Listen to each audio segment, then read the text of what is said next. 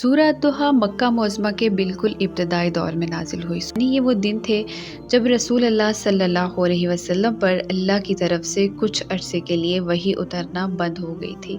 जब वही का सिलसिला रुक गया तब अल्लाह के रसूल सल्लल्लाहु अलैहि वसल्लम ये सोचकर परेशान होने लगे कि कहीं उनकी कोई बात अल्लाह को बुरी तो नहीं लग गई। आखिर ऐसा क्या हो गया कि अल्लाह ने अचानक ही से राब्ता तोड़ दिया।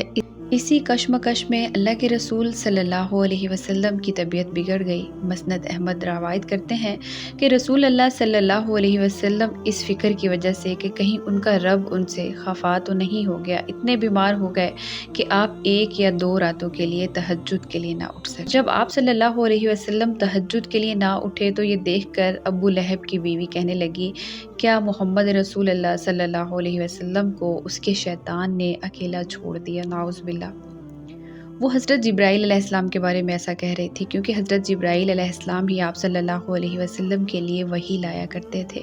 इसी तरह मक्का के बाकी लोग भी आप सल्लल्लाहु अलैहि वसल्लम से कहने लगे कि आपको अब आपके खुदा ने छोड़ दिया है, आप अकेले रह गए हैं। तब गिनती के चंद लोगों ने ही इस्लाम कबूल किया था और अक्सरियत मुशरिक थी, और वो मुशरिक मिलकर हमारे नबी सल्लल्लाहु अलैहि वसल्लम का मजाक उड़ाने लगे कि देखा ये वही वाला सिलसिला खुदा का सिलसिला नहीं था। और ये सब देख के आप सल्लल्लाहु अलैहि वसल्लम और परेशान हो गए। अभी आप सल्लल्लाहु अलैहि वसल्लम इसी उलझन में थे जब अल्लाह ने आप सल्लल्लाहु अलैहि वसल्लम को तसल्ली देने के लिए आप पर सूरह अद-दुहा की आयत नाजिल की। अद-दुहा का मादा द्वाद हा वाव, दुहू के मैनी है धूप का फैल जाना। इससे मुराद दिन का वो हिस्सा है जब रात की जुल्मत ख़त्म हो जाती है और जब हर तरफ चहल पहल शुरू हो जाती है, जब दिन मुकम्मल चढ़ आता है और दुनिया अपने अपने कामों में मसरूफ़ हो जाती है और हर तरफ रौनक हो जाती है। सुबह सादिक का वक्त पुरउम्मीद वक्त होता है। ये वो वक्त होता है जब रोशनियाँ तारीखियों से निकल आती हैं। बिल्कुल इसी तरह सूरह अद-दुहा नबी सल्लल्लाहु अलैहि वसल्लम के लिए अंधेरों में रोशनी बनकर आई, और ये सूरह हर उस इंसान के लिए रोशनी है जिसे लगता है कि उसकी ज़िंदगी के अंधेरे कभी ख़त्म नहीं होंगे। आऊज़ु बिल्लाहि मिनश शैतानिर रजीम, बिस्मिल्लाहिर रहमानिर रहीम। वद्दुहा वल्लैलि इज़ा सजा, कसम है धूप चढ़ने के वक्त की और रात की जब वो छा जाए। अद्दुहा का मानी दिन का चढ़ आना। अगर हम सजा के मानी पे गौर करें, सजा का मादा सीन जीम वाव है। सजू के मानी है थकना, रुकना। वल्लैल के साथ सजा का लफ्ज़ इसलिए इस्तेमाल किया गया ताकि हमें ये पता चल जाए कि यहाँ सिर्फ रात की उस तारीकी का जिक्र नहीं हो रहा जिससे अंधेरा छा जाए, बल्कि यहाँ सुकून की कैफियत का जिक्र है। यानी ये आंधी ज़्यादा रातों जैसी रात नहीं, बल्कि एक पुरसुकून रात है जिसमें तेज़ हवाएं नहीं चल रही। ये एक खामोश रात है। रात के बारे में जो चीज़ सबसे अहम होती है वो इसका सुकून और खामोशी होती है, जो कुदरती तौर पर इंसान के आसाब को तस्कीन बख्शती है और इंसान को आराम देती है ताकि अगले दिन के कामों के लिए उसमें हिम्मत और ताकत पैदा हो जाए। सूरह अद-दुहा की इन पहली 2 आयत के 2 मानी हैं। पहला मानी ये है कि अल्लाह के रसूल सल्लल्लाहु अलैहि वसल्लम के लिए दिन और रात के आने जाने में वही का इशारा है, और वो इशारा ये है कि अल्लाह ने वही में वक्फ़ा इसलिए नहीं डाला क्योंकि वो आप सल्लल्लाहु अलैहि वसल्लम से नाराज़ है, बल्कि अल्लाह ने वही में वक्फ़ा इसलिए डाला ताकि आप सल्लल्लाहु अलैहि वसल्लम को आराम मिल सके, जैसे रात का वक्फ़ा होता है ताकि अगले दिन के कामों के लिए एनर्जी पैदा हो। जबकि इसका दूसरा मानी ये है जैसे दिन आता है और फिर दिन के बाद रात आती है, और इन दोनों के आने जाने में अल्लाह की हिकमतें हैं। बिल्कुल इसी तरह वही के आने और वही के रुक जाने में भी अल्लाह की हिकमत मौजूद है। अब इस आयत में हमारे लिए क्या सबक है? इस आयत में हमारे लिए ये सबक है कि उतार चढ़ाव ज़िंदगी का हिस्सा होते हैं। जैसे खुशियाँ रोज़मर्रा की ज़िंदगी के लिए ज़रूरी होती हैं, वैसे ही चंद छोटे मोटे मसाइल भी रोज़मर्रा की ज़िंदगी के लिए ज़रूरी होते हैं। इसलिए इस पर हमें ये गुमान नहीं करना चाहिए कि अल्लाह हमसे मोहब्बत नहीं करता या हम इस लायक नहीं कि अल्लाह हमारी पुकार का जवाब दे।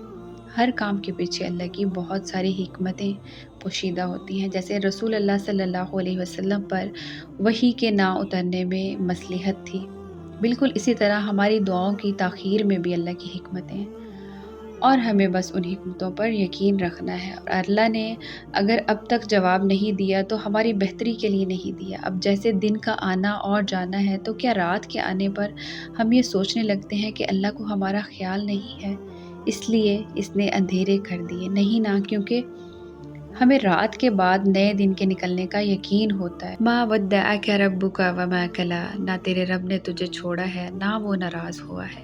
اب اس آیت میں اللہ تعالیٰ نے رسول اللہ صلی اللہ علیہ وسلم کی پریشانی کو ختم کرنے کے لیے انہیں یقین دلا رہے ہیں کہ کافروں اور منافقوں کے سارے اندازے غلط ہیں، جو اللہ کے رسول صلی اللہ علیہ وسلم کو طنز کر رہے تھے کہ محمد کے خدا نے محمد کو چھوڑ دیا۔ اس کے جواب میں اللہ تعالیٰ کا جواب آیا کہ آپ صلی اللہ علیہ وسلم کا رب نہ تو آپ سے ناراض ہے اور نہ ہی وہ آپ کو بھولا ہے۔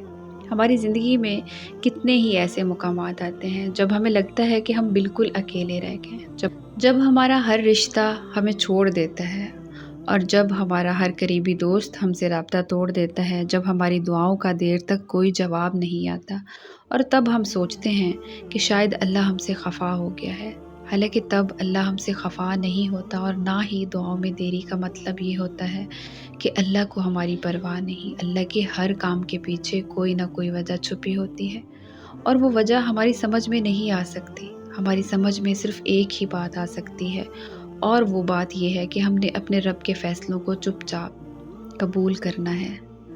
ہمارا رب ہم سے بے نیاز نہیں ہے، اس نے ہمیں دیکھا ہے، اس نے ہمیں سنا ہے، وہ ہماری ہر کیفیت سے واقف ہے۔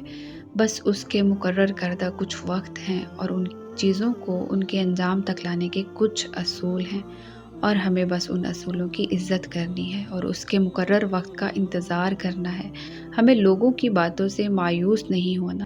ہمارا اللہ بڑا رحمان ہے، بہت رحیم ہے، وہ ہماری خیر کو ہماری دعاؤں سے اول رکھتا ہے۔ سو جب خیر ہوگی ہمیں ہماری دعائیں نصیب ہو جائیں گی۔ اگر کبھی دل نا امید ہونے لگے تو آپ نے سورہ الضحیٰ کو اپنے دل میں یاد کرنا ہے، اور پھر اپنے دل کو یہ یقین دلانا ہے کہ جو محمد صلی اللہ علیہ وسلم کا رب ہے وہی ہمارا رب ہے۔ جس رب کو محمد صلی اللہ علیہ وسلم کی پریشانی کی خبر تھی، اسے ہماری پریشانیوں کی بھی خوب خبر ہے۔ وہ اپنی مدد ضرور بھیجے گا، کیونکہ اسے پتہ ہے کہ ہم نے مدد صرف اسی سے مانگی ہے، اور وہ ہمیں اتنے انتظار کے بعد کبھی خالی ہاتھ نہیں لوٹائے گا۔ وہ یا تو ہمیں دے دے گا جو مانگا ہے، یا پھر ہمارے دل مطمئن کر دے گا اس پر جو ملا ہے۔